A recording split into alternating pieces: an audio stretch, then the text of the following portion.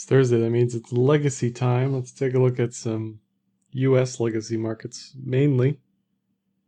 Bitcoin seems to be moving around US legacy hours, kind of pre-open, post-close. First I wanted to mention USDT USD really quick. Historically, when USDT USD is below $1, when Tether is below $1, we are more bearish in general than when Tether is above $1. This has mainly been the case since late 2019. Just something worth keeping an eye on in the back of my head when I look at my usual chart scans. This has usually been a valuable one. All right, let's take a look at the VIX DXY correlation, gold correlation, SPX correlation, NASDAQ correlation. So VIX is still above 20, which is a bit problematic, depending on how bearish you are on legacy this week. That'll actually increase. You know, if you're bearish and you're right, VIX will go up over the next few weeks towards the end of the year. If we get a stimulus, if the vaccine takes hold and numbers start coming down, which probably won't happen anytime soon, but let's say it does, we'd expect VIX to decrease below 20. The negative correlation with DXY is still there. Surprisingly, the gold correlation, which was kind of on thin ice in the past few weeks, has gone negative. So it's really decoupled completely from gold here, Bitcoin has. And if we look at the rolling 30-day for SPX and NASDAQ, that has come off slightly, but is still fairly positive, at least 50% correlated with both over the past few weeks.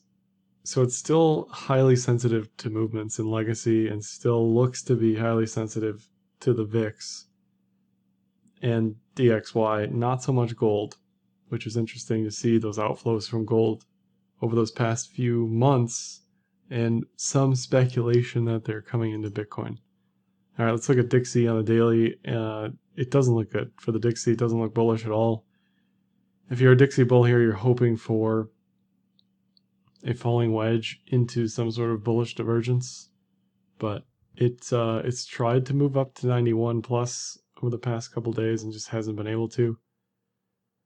Again, if we get an actual stimulus or some sort of package, multi-billion-dollar, 900 billion, whatever it is, in the US package, expect the DXY to hit 88 or lower. That's definitely the expectation. If we keep printing more money, we're just going to continue to devalue that versus other currencies. So 88 is definitely the price to watch. And looking at it on the weekly, it's also bearish on trend metrics.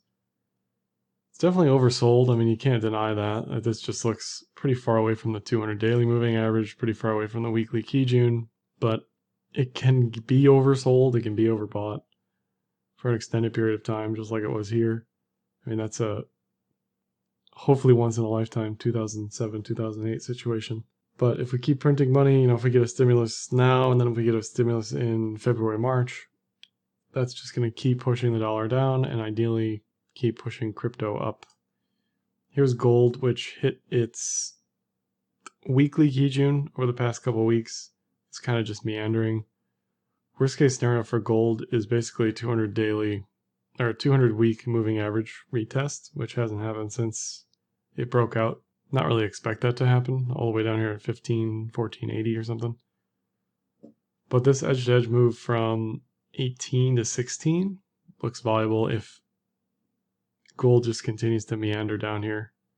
Now again, all the effects for crypto make sense for metals as well. You'd expect metals to react positively to stimulus news. So we'll see if that is the case coming up here, because the stimulus is pretty likely to some degree, $900 billion, trillion package, something like that, before the end of the year. We'll see if they can get it done. Here's silver. Hasn't retraced as hard as gold, but still is risking that edge-to-edge move eventually over the next few months into Q2 2021. Silver, I think the bottom line here for gold and silver is the moves just look done to me. They don't Doesn't look like they want more at the moment. Definitely a wait and see there. Looking at SPX, all-time highs this week. Again, you'd expect if we keep printing money, it's got to go somewhere. If the Fed keeps buying the SPX, price is going to keep going up. I mean, that's just 1 + 1 = 2 there. If you're an SPX bull, you're watching this rising, or bear, you're watching this rising wedge, you're watching sort of breakdowns on lower time frames. But I don't think, and ultimately that will be the correct position, so long as we're printing money and we're buying equities from the Fed in that case. NASDAQ also hit an all-time high over the past few days. Airbnb went public today, and it kind of exploded up at the open and then just Eiffel Towered all the way back down.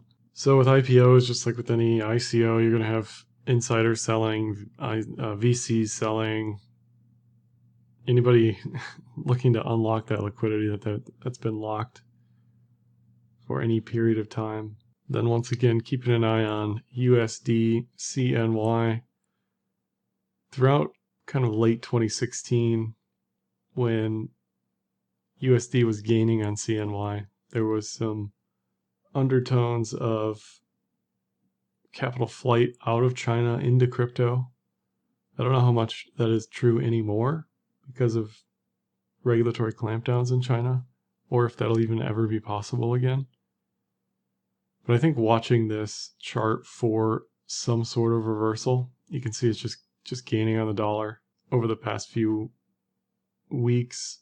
7 was kind of the critical level, then it just stood above 7 and nobody really cared about it anymore. But if this can reverse to the bullish side, and or if it can break above 7 and hold above 7, that's another big macro force for a strong crypto. A weak USDCNY is really bullish for crypto, historically has been. The narrative makes sense. Capital flight out of weak CNY into any store of value or alternative asset. So overall, VIX still hovering above 20. I think if VIX was below 20, we'd see a little different price action in BTC. Even though I still like 15K for BTC as far as a retracement. Still a little too hot. Still haven't had any sort of opportunity to come back down. We are getting more and more headlines about who's buying BTC at multi-million-dollar levels. An insurance company today just got announced that Mass Mutual purchased $100 million worth of BTC.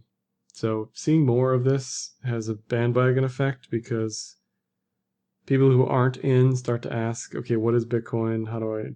Should I buy it? Where do I buy it? How do I buy it? Is this a good investment for me? Just regular retail people, regular ultra high net worth people, wealth managers, that sort of thing. So all this is bullish for BTC. At the end of the day, there's only so much of it to go around.